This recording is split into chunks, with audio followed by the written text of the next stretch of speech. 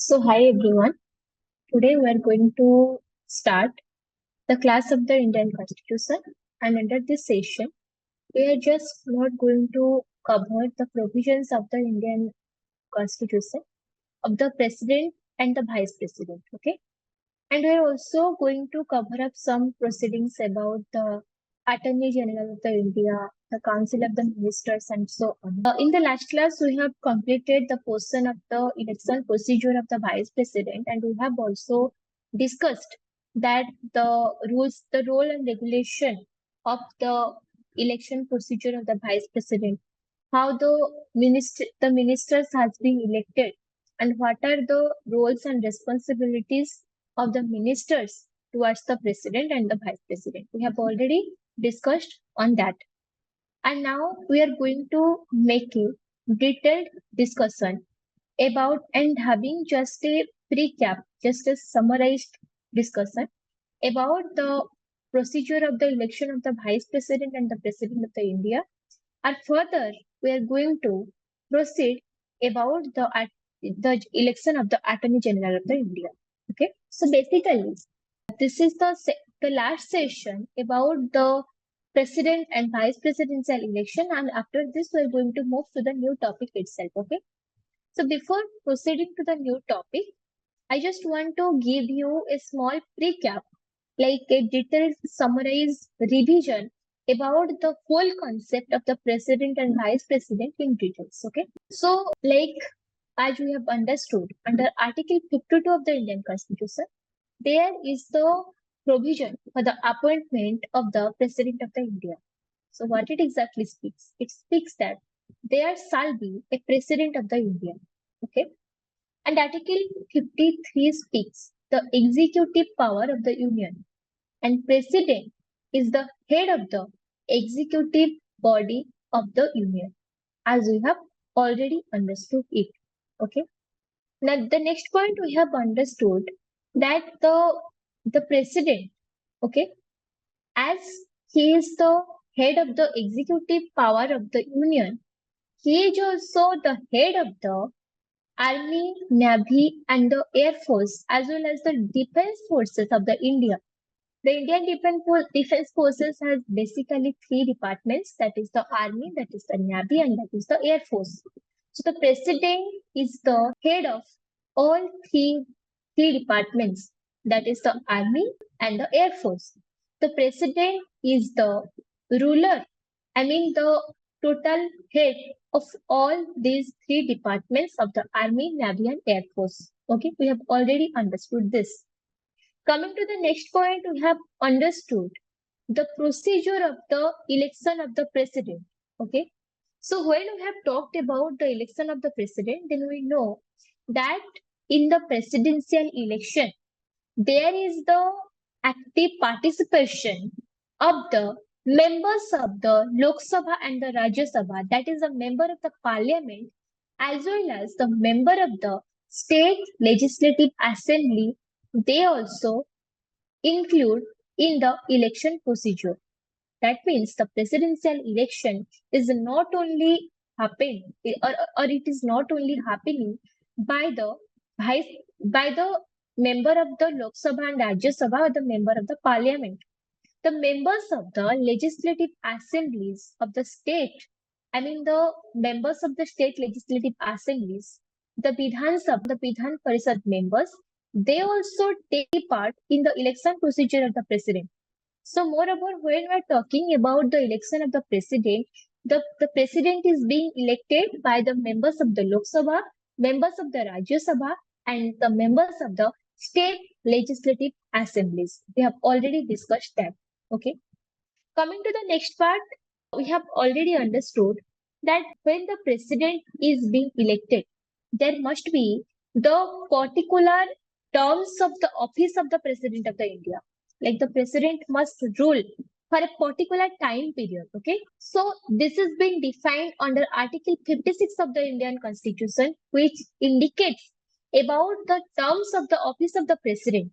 And as we know, the terms of the office of president is 5 years. Like as India is a democratic country, so every time period in India, that is only 5 years. Like that might be the prime minister, that might be the president, that might be the vice president, whoever it is. The time period duration of the power, the duration of the ruling of the president or the vice president or anyone, right? That is of the 5 years. 5 saal, okay? So under this, we have also understood when the president is taking the charge of his or her office, he or she is going to continue his tenure till 5 years. Okay. And one more thing, the tenure of 5 years can be completed before the completion of the proposed period. That means if the president is taking the charge on 5th of July 2024, then the president has the capacity to continue his office till 5th of the July 2029. Okay, 24 plus 5, 29. Answer, he has the capacity to take over the office. But in between this time period, if there is any happening of the any circumstances, like the president gets ill, he gets injured, he got incapable to continue his office. Though in these circumstances, the president is has to retire from his office, and he usually gives the resignation of the office of the president. So it is the basic rule that when the president is informs the vice president or the other members of the union that yes, I am going to resign from my designation due to my incapability to continue upon this position. So before his resignation, this is the duty of the union, and this is the provision that the new election must be held, and the new president must be elected before the time. Got it? So you have understood that. So हमने ये पढ़ लिया कि the new president must be got elected before the resignation of the office of the no, of the old president. But what if the new president, what if the president who is balancing his office, there is the sudden resignation of the president, like the president has been died due to any kind of the accident, heart attack, any of the disease, or any certain kind of the condition, जहाँ पे president is forced to leave his office on a certain period or for a particular time period or on a sudden basis, he has to leave his chair. So in that condition, the vice president takes care of the office of the president. We have already understood that.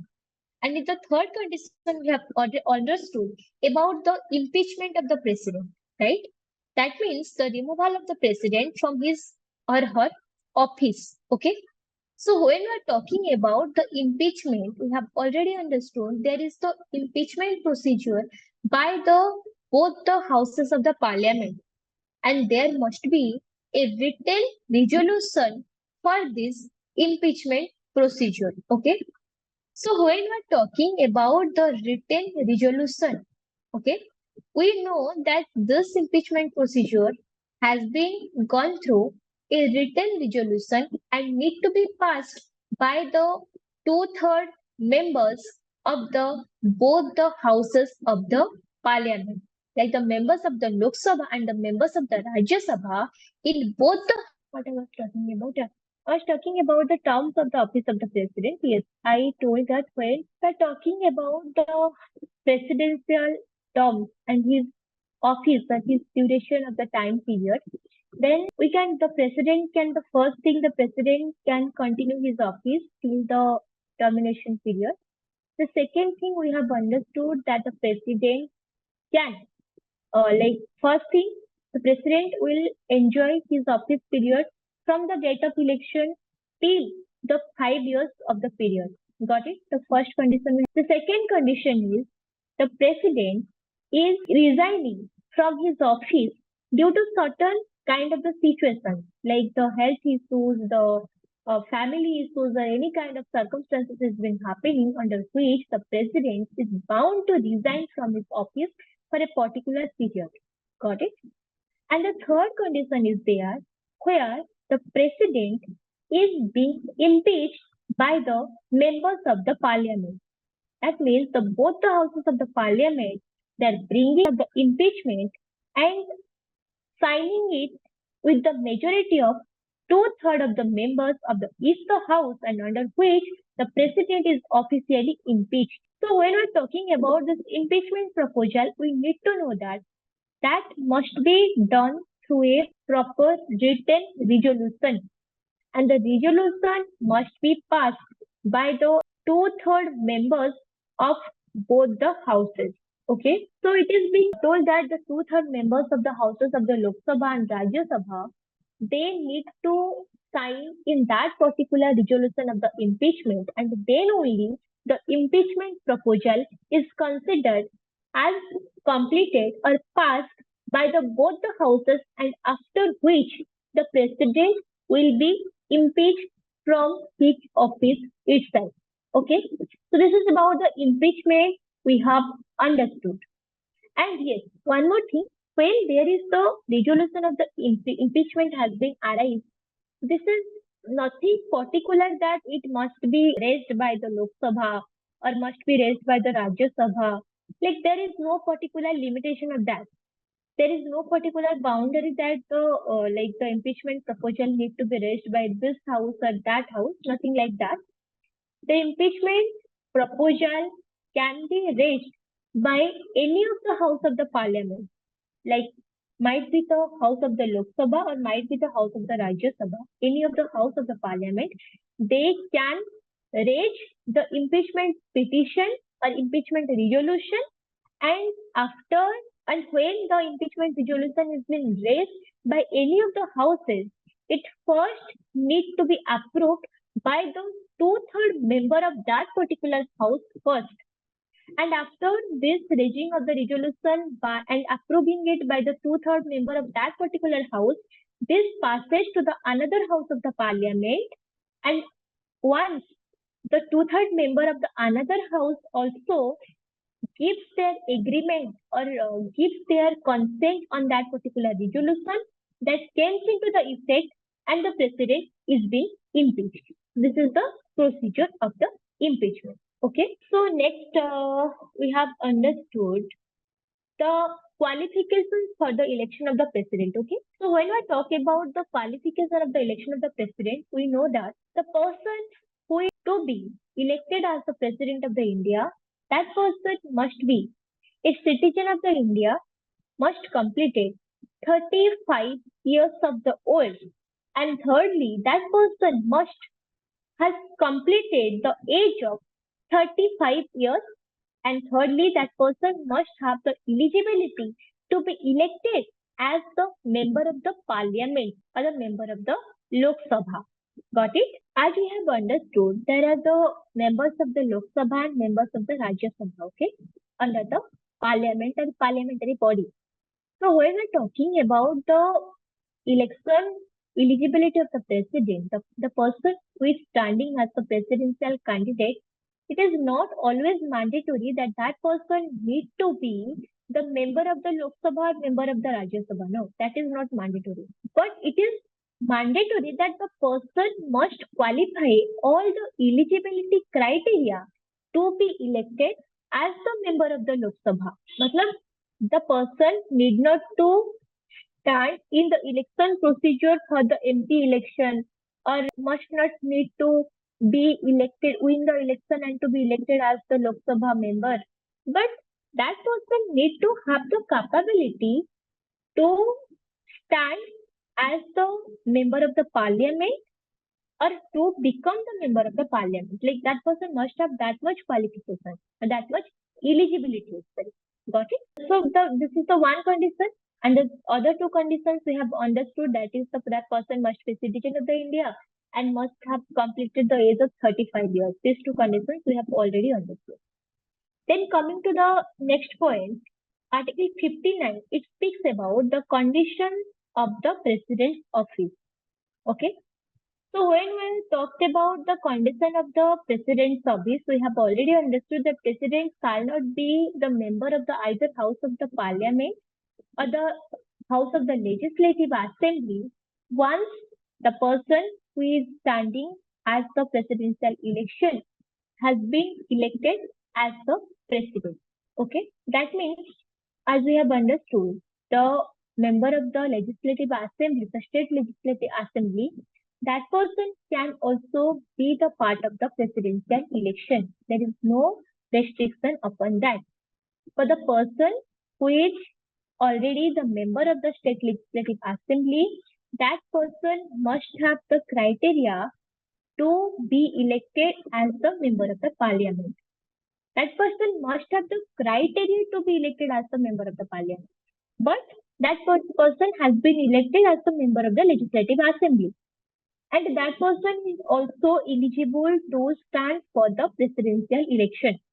And if the person has been elected as the president, he or she has to leave the office of the parliament or office of the legislative assembly.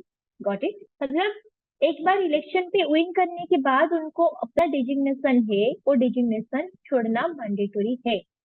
गया. Next point. The president shall not hold any office of the profit.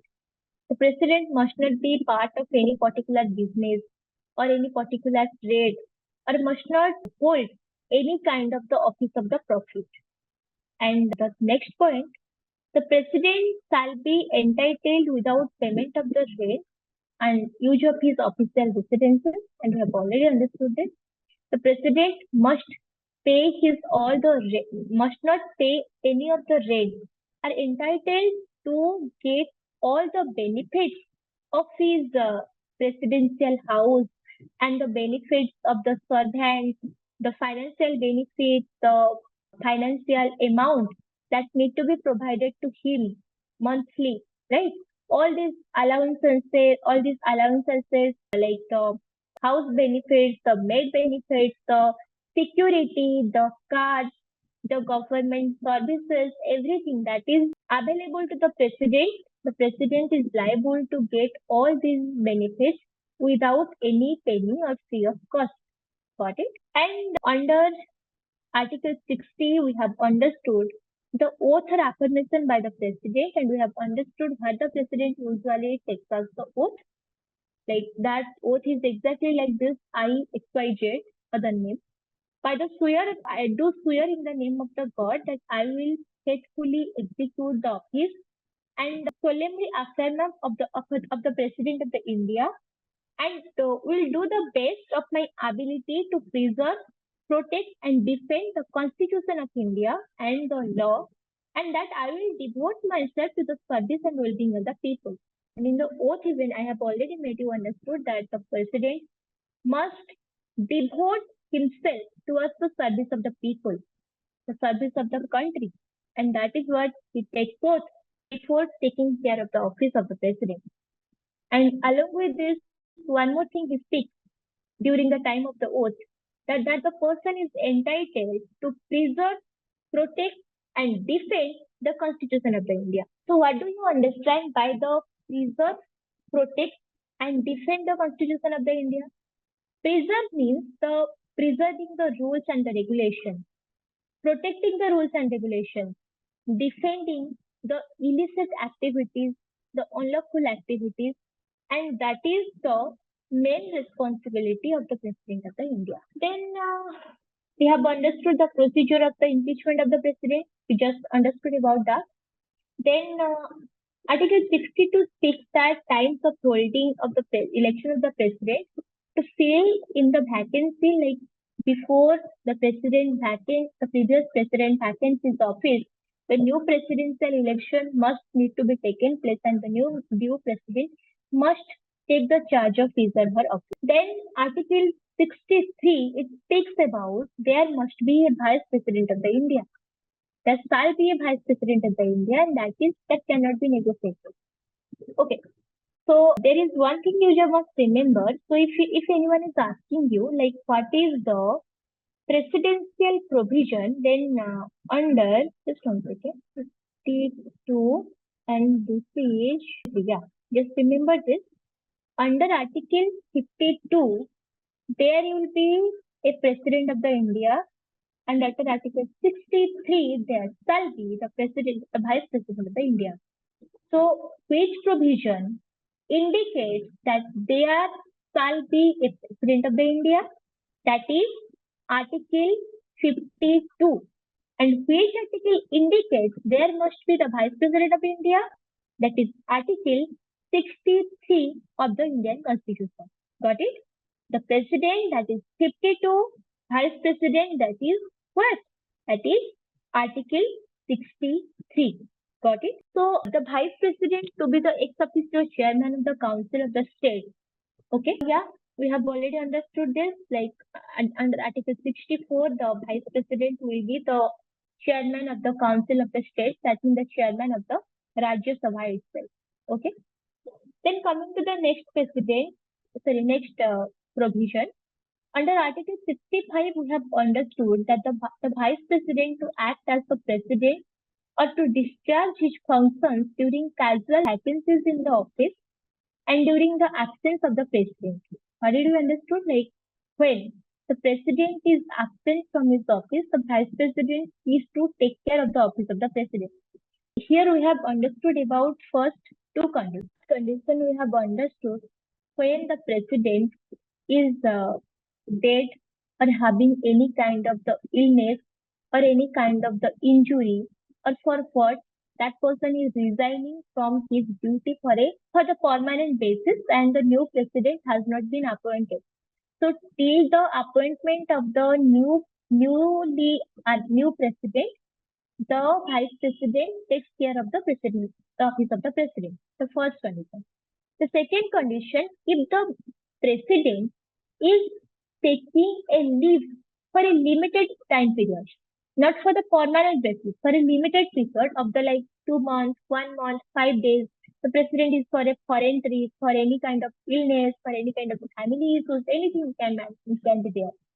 So if the president is in the leave for a particular time period, so in that particular stage, the vice president is responsible or entitled to take care of the office of the president. Got it? And the most importantly, when the vice president is taking the responsibility of the office of the president, he or she must have the power to enjoy all the emolutions, allowances, like all the benefit that usually the president gets, the vice president is entitled to get all these benefits or all these profits the president used to enjoy. Got it? And next, coming to the part of the election of the president, the vice president, the vice president is being elected by both the members of both the houses of the parliament. And here the members of the state legislative assembly, they do not take any part in the election of the vice president.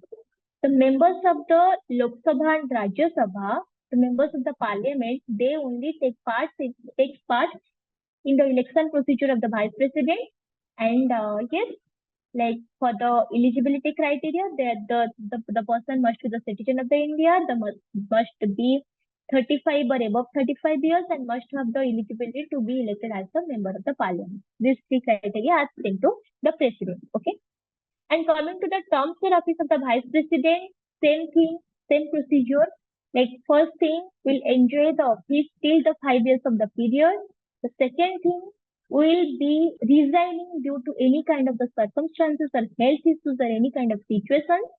If not resigning, neither any other issues, but that person who has been elected as the vice president doing any breach or doing any kind of harassment, any kind of legal troubles or doing any kind of the illicit activities, that the person who has been elected as the vice president can be impeached by the both of the house of the parliament.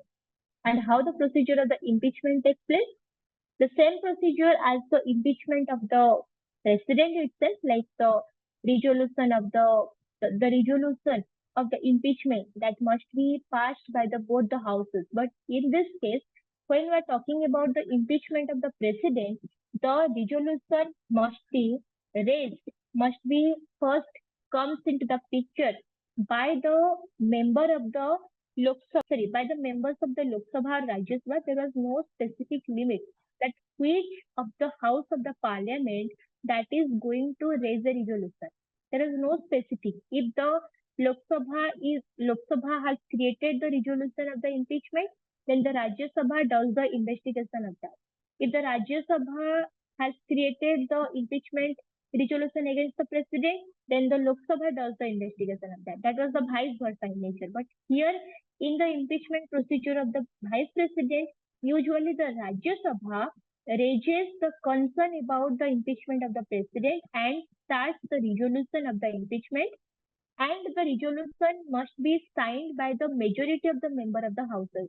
Like in the previous presidential impeachment process, there must be the sign of the two-thirds of the member of the both the houses in those impeachment procedures. But here in the vice presidential impeachment, there is nothing particular limit like two-thirds members need to be give their assent to the particular resolution that need to be passed, but the maximum number of members, the majority number of members need to give their assent for that particular resolution. Got it? And yes, and here usually in the election procedure of the vice president actually the vice president usually like the is the chairperson of the Rajya Sabha, and here the impeachment proceeding against him must be raised by the Rajya Sabha itself, and after being raised by the House of the State, that means the Rajya Sabha, it is passed to the House of the People, being done properly investigated in that particular house, the lower house, and that means the House of the People. And once the members of the House of the People, if they feel that resolution is fine and fair, then if the majority member of that House of the People agrees upon that impeachment proceeding, then that proceeding is called to be passed. That resolution is called to be passed, and the vice president is being impeached from his office from that particular day onwards, upon which day the bill has been passed. Got it? The next point, time of holding election. Yeah, and we have already understood like when the president is absent in his office, the vice president takes care of his office, and when the vice president has been impeached or removed or give the resignation, then in that particular case, like before his resignation, before the termination of the office of the vice president, the new vice president must be elected through the election. Got it? And the oath of the vice president is exactly similar to like the president of the India, nothing new in that. Under Article 71, we have studied that matters relating to the election of the vice president, if any kind of the conflict or any kind of the argument, any kind of the dispute raises upon that particular concern, then in these cases, the if there is any kind of the dispute has been arised in the election procedure of the president or vice president, then who is the supreme body to take the decision? That is the Supreme Court who takes the final decision upon everything. Even if in the election procedure of the president and vice president, the Supreme Court is the highest authority to decide what is right and what is wrong. And next, the power of the president to grant pardon and suspend or remit to commute the sentence. If a person has been as we have understood, like there is the judiciary system in India, the Supreme Court is the highest authoritative body. Okay, so when any person has been got the life imprisonment of the 20 years or kind of the penalty of the death, so in that case, that the person can request for the pardon near the president to remit his sentence. Like if a person has been provided the penalty of 20 years, that person can request the president to remit or to reduce his tenure of the imprisonment from 20 years to 10 years or 15 years. That person can request the president for that. And in the pardon proceeding, you can say that, for example, a person is convicted in the rape case or murder case or any kind of violence case, and that person is being given as a death penalty, and that person wants to save his life. After giving death penalty by the Supreme Court, there is the only option where that person can appeal to be get relief from dying. that the last option is the president. He can apply to the president to forgive him, to grant him the pardon, and change the punishment of the life in the punishment of that death penalty to life imprisonment. मतलब just don't kill me, don't give me the penalty of the death, convert that penalty of death to the penalty of the life imprisonment. That much he can pray. But if the president finds that prayer is invalid, if the president rejects the Raj Kshama, the rejects the pardon, then there is no other option near the culprit to be punished with the death penalty, or as usual, the punishment given by the Supreme Court, that is the final decision. And he or she has to enjoy that, he or she has to get that particular punishment for sure. There is no gateway on this. Okay, and yeah, we have also understood the Council of the Ministers, who is there to aid and advise the President of the India. Like the Council of the Ministers, they has been there to advise the President upon different particular factors or particular matters that is related to India. Okay, and yeah, other provisions related to ministers, and yeah, the Article 76, it speaks about the Attorney General of the India. Okay, so under Article 76, it has been spoken that the President shall appoint a person who is qualified to be appointed the judge of the Supreme Court to be the Attorney General of the India. Okay, that means the person who is qualified to be the judicial authority or judge of the Supreme Court, the president can appoint that person as the Attorney General of the India instead of the judge of the Supreme Court. Okay. So usually it is the, like, what is the duty of the Attorney General of the India? Attorney General करते क्या है? What is his roles and responsibilities? It shall be the duty of the Attorney General to give advice to the government of India upon such legal matters, to perform such other duties of the legal character, as well from time to time to be referred or assigned to him by the president, or to discharge his functions conferred on him or by under the constitution or any other law for the time being in force.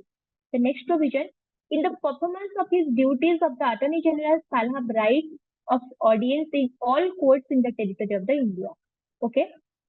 The Attorney General shall hold office during the pleasure of the President and shall receive such remuneration as the President may determine. Okay. In the performance of the duties, right of the audience in all courts in the territory of the India. Okay. That means what it exactly speaks like, in the high courts, you have the Advocate General.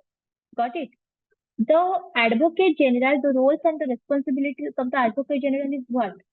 To advise the state government upon the legal issues, upon the legal matters, to get suggestions or to give suggestion of the state government to imply upon certain legal rules, legal provisions, to conduct the legal conduct, right? So similarly, this is the same role of the Attorney General of the India in the matter of the central government. The difference is the Advocate General has been appointed by the governor, while the Attorney General has been appointed by the President of India. Okay. So the person who has been appointed as the Attorney General of India must be eligible to be elected as the judge of the Supreme Court. Okay. That person must be that much talented and capable of handling so much risk or handling so much legal balances, right? The Attorney General of the India is the legal advising body of the Supreme Court as well as the central government. He usually advises the central government upon certain legal issues. Like if there is any implementation of new law, there is any legal bill, there is any provisions, there is any regulations that need to be implemented or not. What is the gateway to do that? How to do the public welfare? There are a lot of things, right? So here this is the responsibility of the Attorney General to manage the legal affairs of the country and to suggest or the guide of the central government to act for the welfare of the public and to maintain in legality and to balance the legal character of the country. Okay. And Attorney General of the India holds the office by the President of the India. That is the permanent appointment usually. And Attorney General, I think that person has the particular age after which he gets retired, like 60 years around. After this, he gets the retirement. And this is the permanent basis appointment by the President of the India. Okay. And Attorney General has the right of the audience in all courts of the territory of the state. Like in India, any court is this, like any of the high court, any of the lower court, the Attorney General can have the right of the audience. That means he can take over any legal issues which has any certain specific characters from any particular state or particular region which he thinks fit and can give his necessary suggestions upon that particular matter. That means he has the right of the audience in all courts of the India. That might be very lower court and might be the Supreme Court. In all courts of the India, he has the right of the audience and to give suggestions upon that particular matter. Got it? So this is till Article 76 of the Indian Constitution. From Article 77 onwards, we are going to continue in the next class. This is all for today. Thank you so much.